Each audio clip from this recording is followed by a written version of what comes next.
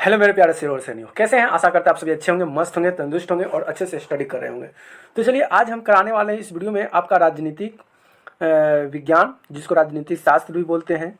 और ये क्लास जो है 10th का एनसीईआरटी है और ये राजनीतिक विज्ञान का चैप्टर 2 है, सत्ता में सत्ताधारी की कार्यप्रणाली। ठीक है, इसमें ऑब्जेक्टिव क्वेश्चन, जितने भी इंपॉर्टेंट ऑब्जेक्टिव क्वेश्चन होते हैं, मैंने वो क्वेश्चन यहाँ में इस वीडियो में कराऊंगा। तो चलिए वीडियो को स्टार्ट करते हैं।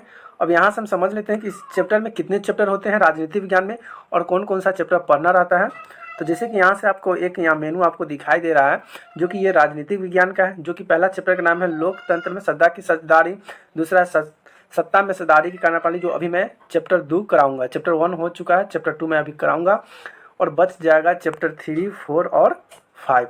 जो 3 में है लोकतंत्र में प्रतिस्पर्धा और चौथा है लोकतंत्र की उपलब्धियाँ और पांचवा है लोकतंत्र की चुनौती। तो ये जो 3 को चैप्टर है, मैंने आपको जल्द ही आपको कंप्लीट कराने वाला हूँ। फिलहाल मैं अभी इस वीडियो में मैं कराने वाला हूँ चैप्टर नंबर 2, सत्ता में साझेदारी। तो वीडियो को अंत तक जरूर देखें। अगर चैनल को अभी तक सब्सक्राइब नहीं किया तो चैनल को सब्सक्राइब कर दें, वीडियो को लाइक कर दें और शेयर जरूर कर दें। तो चलिए आपके सामने ये पहला क्वेश्चन आ गया। पहला क्वेश्चन आपके पास क्या कर रहा है कि पंचायती राज के स्तरीय स्वरूप में इनमें से कौन सा नहीं है, इनमें कौन सा नहीं है। तो अगर हम बात करें, अगर पंचायती की अगर बात करें, तो ये जो नगर पंचायत जो होते हैं ना, पंचायती राज के अंतर्गत नहीं आता है। ठीक है, तो नगर पंचायत हो जाएगा, डी द राइट आंसर हो जाएगा। चलिए अब क्वेश्चन नंबर दूसरा की ओर चलते हैं। क्वेश्चन नंबर दूसरा ये रहा। क्वेश्चन नंबर दूसरा क्या कर रहा है कि बिहार में पंचायती राज व्यवस्था कार्यकाल होता है, मतलब बिहार में पंचायती राज का जो कार्यकाल होता है ये कितने दिन का होता है, कितने साल का होता है, कितने महीने का होता है। तो ये जो होता है 5 वर्ष का होता है। कितने वर्ष होता है? 5 वर्ष, यानी 5 साल का होता है। चलिए अब क्वेश्चन नंबर देख लीजिए 3। क्वेश्चन नंबर 3 क्या कर रहा है कि पटना नगर निगम के प्रधान को क्या कहा जाता है। पटना के जो नगर निगम जो का उसका प्रधान होता है उसे महापौर कहा जाता है। क्या कहा जाता है? महापौर। तो ए इधर राइट आंसर हो जाएगा। चलिए क्वेश्चन नंबर 4। क्वेश्चन नंबर 4 है कि भारतीय संविधान की 8वीं अनुसूची में कितनी भाषाएं को स्थान दिया गया। संविधान जब बना, उसमें संशोधन हुआ, संविधान बना, तो उसमें एक 8वीं अनुसूची बनाया गया जिसमें भाषा को रखा गया है। कितनी भाषा को रखा गया है? तो अगर भाषा की बात करें तो उसमें 22 भाषा रखा गया है, जो मुख्य रूप से 22 भाषा हमारे भारत में बोली जाती है, लेकिन भाषा की संख्या ज़्यादा है, लेकिन मुख्य रूप से 22 ही भाषा बोली जाती है। क्वेश्चन नंबर 5 क्या कर रहा है कि भारत में पहला नगर निगम कहाँ बना। भारत में सबसे पहले नगर निगम कहाँ बनाया गया था। तो ये बनाया गया था मद्रास, चेन्नई में बनाया गया था। कहाँ बनाया गया था? मद्रास, चेन्नई में। तो बी इधर राइट आंसर हो जाएगा। क्या हो जाएगा? बी इधर राइट आंसर। चलिए क्वेश्चन नंबर 6 देख लीजिए। क्वेश्चन नंबर 6 क्या है कि संघ सरकार राज्य का उदाहरण है। संघ सरकार जो है राज्य का उदाहरण है। क्या उदाहरण है? तो ये अमेरिका हो जाएगा। क्या हो जाएगा? अमेरिका। तो ए इधर राइट आंसर हो जाएगा। चलिए क्वेश्चन नंबर अब देखते हैं 7। क्वेश्चन नंबर 7 क्या करा है कि भारत में संघ एवं राज्यों के बीच अधिकारों का विभाजन कितनी अनुसूचियों में हुआ है। कितनी अनुसूची में से बांटा गया है? तो ये बांटा गया है संघीय सूची, राज्य सूची और समयवर्ती सूची। अगर बात करें तो इसकी समयवर्ती सूची 3 भाग में बांट दिया गया है, संघीय सूची, राज्य सूची और समयवर्ती सूची। चलिए क्वेश्चन नंबर 8 देख लेते हैं। क्वेश्चन नंबर 8 क्या कर रहा है? क्वेश्चन नंबर 8 पूछ रहा है कि संघ राज्य की विशेषता नहीं है। संघ राज्य की क्या विशेषता नहीं है?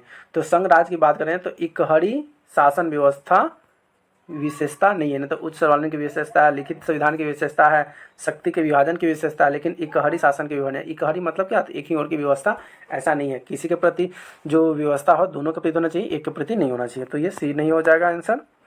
चलिए क्वेश्चन नंबर 9। क्वेश्चन नंबर 9 करके सत्ता में साझेदारी सही है, क्योंकि सत्ता में साझेदारी सही है। क्यों सही है? क्योंकि विभिन्न समुदायों के बीच टकराव कम करती है, इसीलिए सत्ता में साझेदारी जरूरी है। अगर नहीं होगा तो ये टकराव बढ़ जाएगा, जो कि फिलहाल में अभी देख ले टकराव बढ़ा हुआ है, बांग्लादेश हिंदू मुस्लिम में विवाद चल रहा है। चलिए क्वेश्चन नंबर 10। क्वेश्चन नंबर 10 क्या कहा कि सत्ता में भागीदारी की सर्वोत्तम प्रणाली कहाँ विकसित की गई। मतलब सत्ता में भागीदारी जो है सबसे ज़्यादा कहाँ पे विकसित किया गया। तो ये विकसित किया गया बेल्जियम में। कहाँ किया गया? बेल्जियम। तो सी इधर राइट आंसर हो जाएगा। चलिए क्वेश्चन नंबर 11। क्वेश्चन नंबर 11 क्या कर रहा है कि बेल्जियम में सत्ता की भागीदारी के संदर्भ में सही बयान क्या है। बेल्जियम में जब सत्ता की जो भागीदारी हुआ तो उसमें सही बयान क्या आया, सही मुद्दा क्या आया। तो उसकी अगर बात करें तो उसमें संघीय शासन आया, व्यवस्था अपनाकर देश को भाषा के आधार पर टूटने से बचाया। मेन भाग ये क्या, तो बहुत अच्छा काम किया। तो ऐसा ही शासन व्यवस्था चलना चाहिए। सीधा राइट आंसर हो जाएगा। चलिए क्वेश्चन नंबर 12। क्वेश्चन नंबर 12 की पंचायती राज व्यवस्था में संविधान दर्ज किस संविधान के संशोधन से प्राप्त होता है। तो अगर भारत की बात करें तो ये 73वां संविधान संशोधन से प्राप्त होता है। तो बी द राइट आंसर हो जाएगा। चलिए क्वेश्चन नंबर 13। क्वेश्चन नंबर 13 क्या है कि सत्ता में भागीदारी की आवश्यकता कहाँ पड़ती है? सत्ता में भागीदारी की जो आवश्यकता होती है ये कहाँ पे पड़ती है? बताइए कौन सा क्षेत्र में पड़ती है? अगर इसकी अगर हम बात करें तो ये क्षेत्र में पड़ती है। भाषा और जाति के आधार पर बंटने समाज में, वहाँ पे इस सब सत्ता की क्या पड़ती है? जरूरत पड़ती है। तो ये इधर राइट आंसर हो जाएगा। चलिए क्वेश्चन नंबर 34 देख लीजिए। क्वेश्चन नंबर 34 क्या कहा कि लोकसभा में क्या है कि लोकसभा में निर्वाचन है तो कुल सीटों की संख्या है। लोकसभा जब होती है तो लोकसभा में जो सीट जो होता है कितना होता है? तो अगर उसकी बात करें तो 543 सीट होती है, जो कि अभी लोकसभा का चुनाव हुआ है, प्रधानमंत्री का चुनाव जो कि लोकसभा का हुआ है, उसमें सीट कितने थी? 543। तो 543 में से अगर दो भाग में बांटते हैं तो कितना हो जाता है? अगर ये हो जाता है 220 और मान लेते हैं कि यहाँ पे 22 और एक के पास मान लेते हैं 2 और कितना हो जाएगा? 1। अब जिसके पास 222 से ज़्यादा आ जाएगा उसका सरकार बन जाएगा, और जिसका 200 से नीचे आ जाएगा, 220 आ गया, 221 आ गया, उसका सरकार नहीं बनता है। तो इस बार जो चुनाव हुआ था तो मोदी जी का जो सीटें जो आई थी 230 के आसपास में गया था, इसलिए उनका सरकार बना, क्योंकि 400 का लक्ष्य रखे हुए थे, लेकिन ये नहीं हो पाया। तो वो 300 के आसपास में उनका जो सीट था उनका मतलब आया था आंकड़ा। तो इसलिए आपको पता चल गया ना कि लोकसभा में निर्वाचन हेतु सीट की संख्या है 543 है। ठीक है, 543 में अगर दो भाग में डिवाइड करते हैं तो सबसे जिसका ज़्यादा सीट आता है वही उसी का सरकार बन जाता है। ठीक है, चलिए क्वेश्चन नंबर 15। क्वेश्चन नंबर 15 के समवर्ती सूची में रखा जाता है। समवर्ती सूची में क्या रखा जाता है? तो समवर्ती सूची में केंद्र एवं राज्यों को दोनों को रखा जाता है। ठीक है, तो बी इधर राइट आंसर हो जाएगा।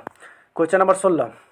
क्वेश्चन नंबर 16 क्या है कि कौन से संशोधन अधिनियम द्वारा सरकार के तीसरी स्तर बनाया गया था? कौन से संशोधन अधिनियम द्वारा सरकार का तीसरा स्तर बनाया गया था? अगर इसकी हम बात करें तो ये 73वां संविधान संशोधन बनाया गया था। ठीक है, तो बी इधर कितना? तो बी इधर राइट आंसर हो जाएगा। चलिए बच्चों फिर आगे बढ़ते हैं मेरे प्यारे शेरों और शेरनियों। जवाब देते रहिएगा, पढ़ते रहिएगा, मस्ती भी करते रहिएगा। संघीय व्यवस्था में सरकार होती है। संघीय व्यवस्था में सरकार क्या होती है? तो सरकार बहुदलीय होती है। क्या होती है? बहुदलीय। निर्दलीय होगा तो भाई तो काम नहीं चलेगा, एक दलीय होगा तो भी काम नहीं चलेगा, बहुदलीय होना चाहिए। सरकार की जो व्यवस्था हुई है सबके प्रति समान भावना होनी चाहिए। चलिए क्वेश्चन नंबर 18 देख लीजिए।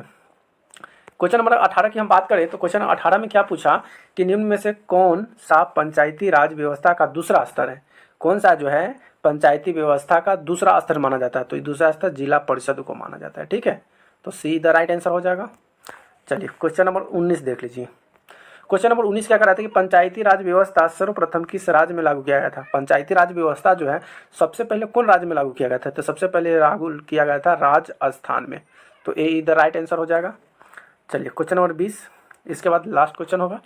क्वेश्चन नंबर 20 क्या कर रहा है कि ग्राम कचहरी का प्रधान कौन होता है? ग्राम कचहरी का प्रधान की अगर बात करें ना तो ग्राम कचहरी का जो प्रधान जो होता है ना वह सरपंच होता है। कौन होता है? सरपंच होता है। इसलिए उनका जो मान सम्मान सबसे पहले होता है। अगर कोई भी चीज़ अगर मान लेते हैं पंचायती का ना तो इनके सरपंच का बोल जो होता है सबको रखना पड़ता है। तो ग्राम कचहरी का जो प्रधान कहलाता है वह सरपंच कहलाता है।